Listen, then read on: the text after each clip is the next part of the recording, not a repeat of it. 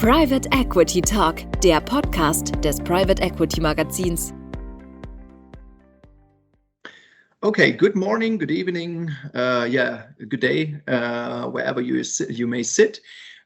We are today having a podcast about the mystery of management, permanent establishment, but this also includes the permanent establishment issues from a German tax perspective, in particular relevant for investors or companies sitting outside of Germany but having some business here. We'd like to give you a general overview with regard to the foundation of a permanent establishment and, let's say, the corresponding tax effects you should know when heading into the direction of a German PE, and like to sensitize you with regard to these tax issues. This is particularly also an issue in an international tax law, in particularly the allocation of taxation rights. That means if there is a permanent establishment, also the countries are asking for profits or sometimes losses, but they probably also only ask for profits while allocating the taxation rights and the profits so that they can tax it in the countries. And of course, we'd like to avoid the double taxation issues here, which are given at hand. So this is Marco Ottenwälder from Pöllert & Partners in Frankfurt, and my colleague Michael Tischendorf sitting in Munich.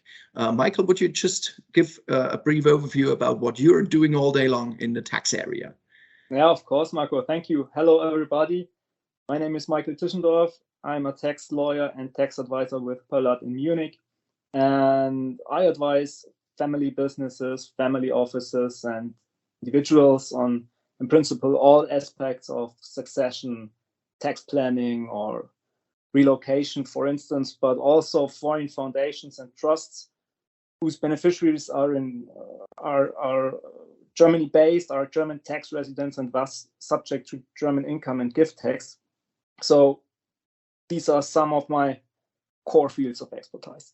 Okay, and me, Marco Ottenwälder, I'm a tax advisor here in Frankfurt, and I'm focusing on international tax law in all respects, which means on the one side a shareholder perspective, on the other side also the company's perspective, and we often also were asked for example, relocation of individuals in terms of family offices, investments, and mostly in that area we also come across to that permanent establishment issues, which we'd like to talk. We'd like to give you beforehand an overview about the types of permanent establishments. We'll give you some examples on that, and we'll end up with the management PE as, let's say, the most complex of them. But first of all, let's start with the types of permanent establishment. Michael, please. Yeah, thank you, Marco. Well, generally speaking, there are three types of permanent establishment. First of all, fixed place of business. Second, the permanent representative. And last, the management PE, which is kind of a special type of permanent establishment and which we will thus treat separately. The first type of permanent establishment, the fixed place of business, is kind of the ordinary permanent establishment, like, for instance, a production plant or a trading office. And the criteria that have to be met in order to trigger a fixed place of business are, first of all, you need a facility, a fixed facility, such as premises or a machine. Second, this facility needs to be at the enterprise's disposal. Then, moreover, the enterprise's business needs to be carried out through this fixed place of business, which does not necessarily require personnel to work through the fixed facility. So, for instance, a pipeline could also qualify as permanent establishment. And last, however, the permanent establishment requires a certain degree of permanency. So usually the enterprise must intend to use the fixed place for at least 6 months.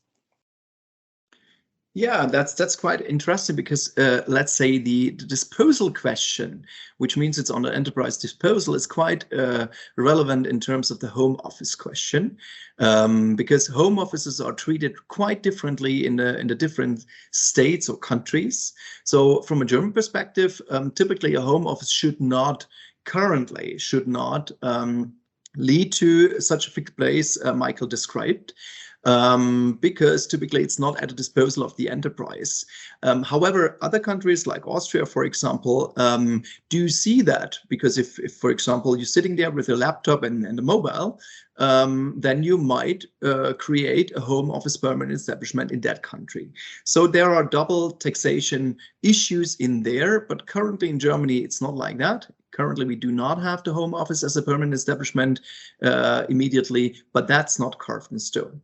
Another type of permanent establishment, it's called a permanent representative. So that means the PE does not necessarily needs that fixed element, but could also be just, let's say, a person who's working for an enterprise in one country. So this could also be created by a permanent representative, which means it also leads to a tax nexus in Germany according to the domestic law. So that means the German domestic law does not consider a permanent representative as a person who really have an actual power of attorney. It must manage the business of an enterprise somehow. That means on a sustained basis because it's a permanency, and be subject to the enterprise instructions. Of course, that means if the person concludes or even if it mediates contracts or agreements or obtains order for a company, it could qualify as a representative, and therefore there are profits or losses to be attributed to such person. Okay, we talked about that permanency, etc., in the local and domestic law, but you also need to consider the double tax treaties, which means according to the double tax treaty, the current one is the OECD Model Tax Convention 2017. However, not each double tax treaty is updated based on that, but a commentary to that Model Tax Convention saying also a person could, amongst other criteria, create such permanent representative. In the double tax treaty, it's called permanent establishments, if he or she concludes contracts or habitually plays the principal role leading to the conclusion of contracts that are then, on the other side, routinely concluded without material modification by the enterprise. Meaning, in one country is sitting someone who is leading to the conclusion, however, just handing over the contract without any modifications, and in the other country where the enterprise is sitting will be just subscribed or agreed on. This could also lead to a profit shift into the country where the representative is sitting. Yeah, so but what are more or less the impacts on that? Will Michael describe now? Yeah, thank you. When it comes to the potential impact of a permanent establishment, you have to distinguish between two scenarios, an inbound and an outbound scenario, because as the case may be, a permanent establishment can either help you or harm you. So, for instance, let's assume that a German limited partnership, a Kommanditgesellschaft, produces pharmaceuticals in Germany. The general partner is situated in Germany, and there are no further permanent establishments outside Germany. But one of the limited partners lives abroad, let's say in Sweden. And because of the permanent establishment, the fixed place in Germany, this limited partner abroad will be subject to German income tax with his income, with his profits from the Kommanditgesellschaft, from this permanent establishment in Germany. So that would be the inbound scenario, the inbound case. Conversely, if the permanent establishment is abroad, this may shield Germany-based partners from taxation in Germany. So, for instance, let's assume that you live in Germany and you are a partner in a British general partnership that trades with gold, say. And the GP has its offices and employees in UK. In that case, you would be attributed the income from the general partnership, but under treaty law, the right to tax this income attributed to you would belong to the UK, as far it must be attributed to the permanent establishment in UK. However, please note that this only applies to partnerships actually engaging in commercial activities. So purely asset management or purely asset managing partnerships cannot dispose of a permanent establishment under treaty law. Okay, thank you, Michael.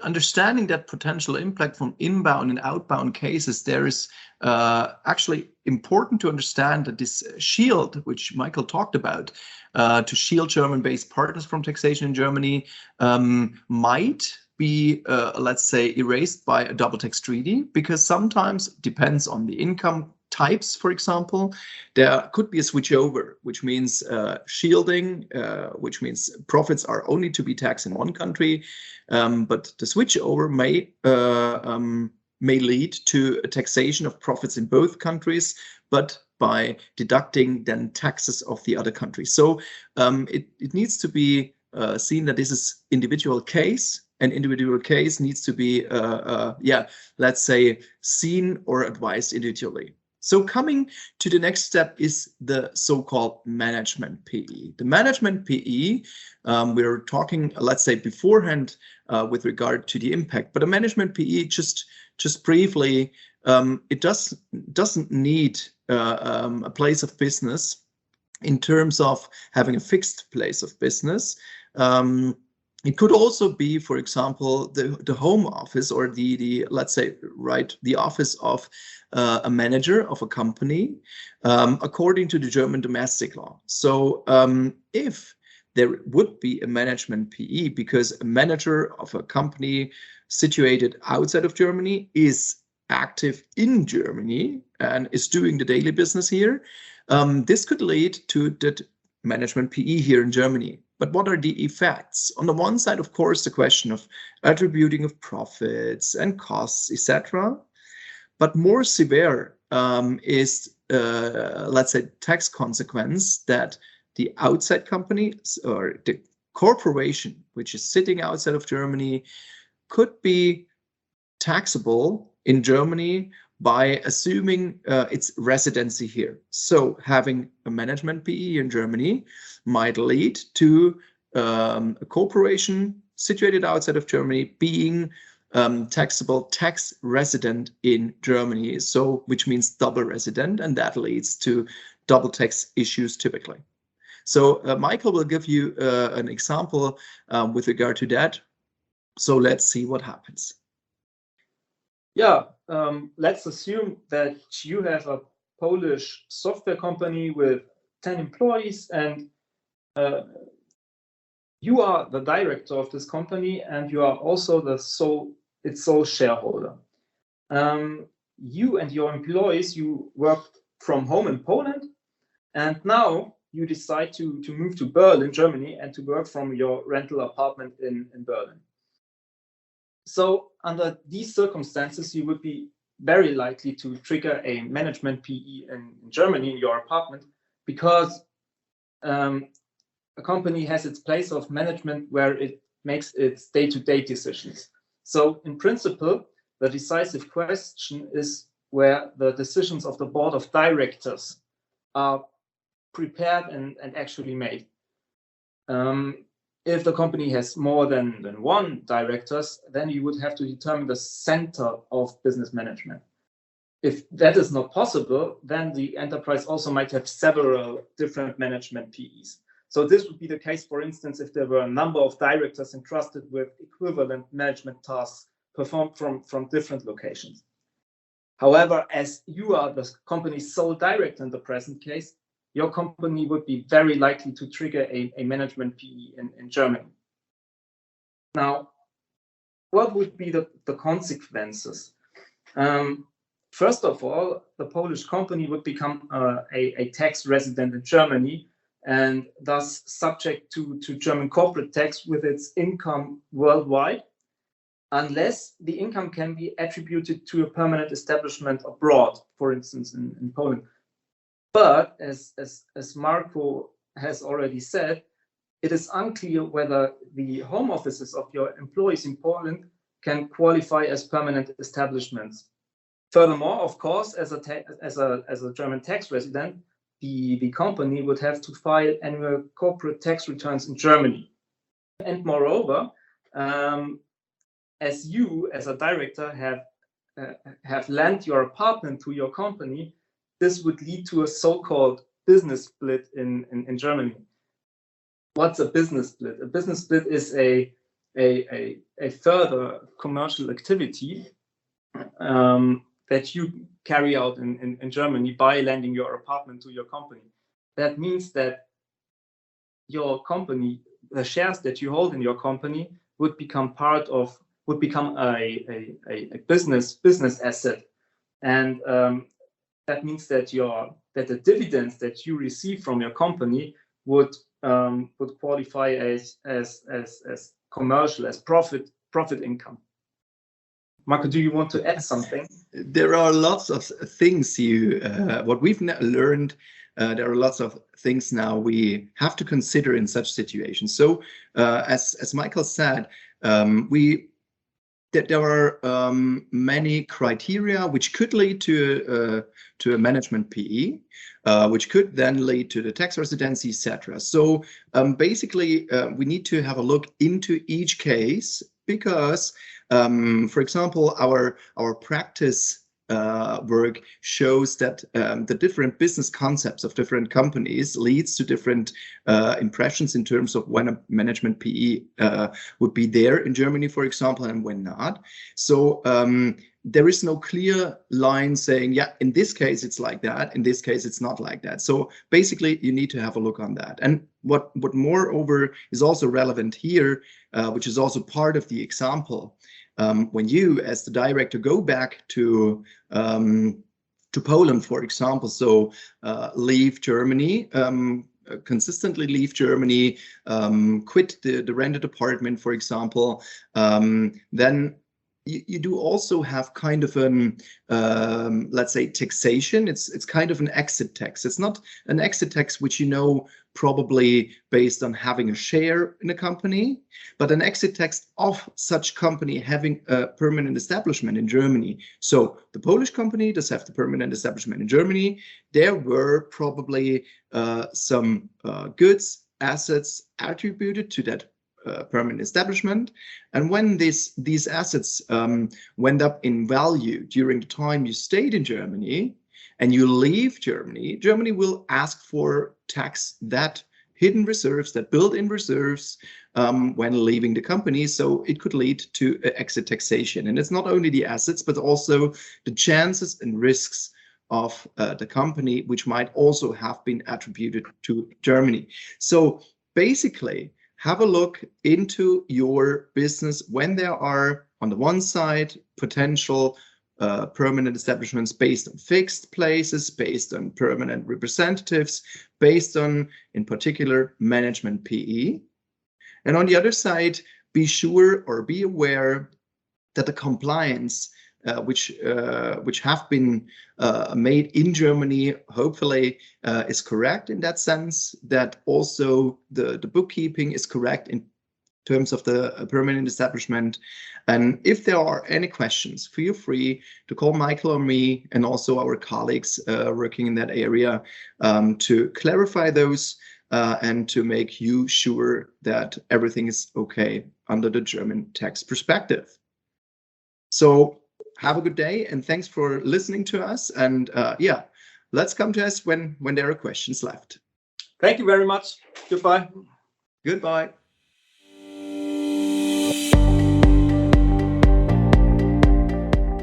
Danke fürs Zuhören. In unserem Online-Magazin unter www.pe-magazin.de halten wir Sie zu den aktuellen Themen der Private Equity Branche auf dem Laufenden. Schauen Sie gerne einmal rein oder folgen Sie uns auf LinkedIn. Alle Podcast-Folgen gibt es im Magazin und als Abo unter Private Equity Talk, überall dort, wo es Podcasts gibt.